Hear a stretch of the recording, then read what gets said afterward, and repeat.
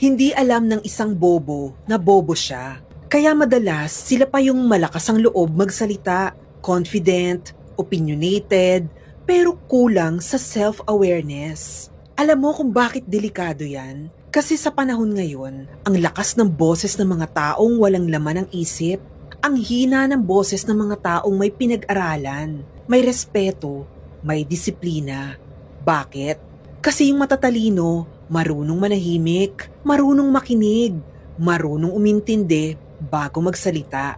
Pero yung mga walang alam, sila pa yung unang nagagalit, unang nag-aakusa, at unang humuhusga. Tapos kapag pinahiya mo ng facts, sila pa yung magmamagaling o magpapanggap na tama kahit mali.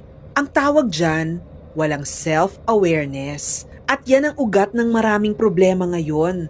Sa social media, sa opisina, sa gobyerno, kahit sa bahay. Ang tunay na matalino, hindi kailangan ipagyabang ang talino niya. Hindi niya kailangan ipamukha sa iba na tama siya. Ang matalino, marunong umamin kapag mali, marunong tumanggap ng payo at marunong magbago.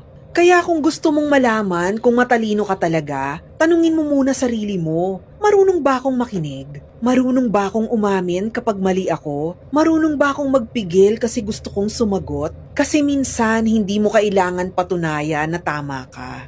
Lalo na kung kausap mo, sarado ang isip. Wala kang mapapala o makikipagtalo sa taong hindi marunong makinig. Kaya next time na may makita kang maingay, mapanlait at sobrang bilib sa sarili, tandaan mo ang tao kasing totoong matalino, hindi kailangang sumigaw para marinig.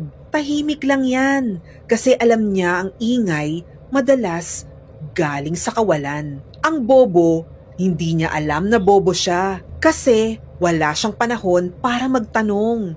Abala siya sa pagiging tama.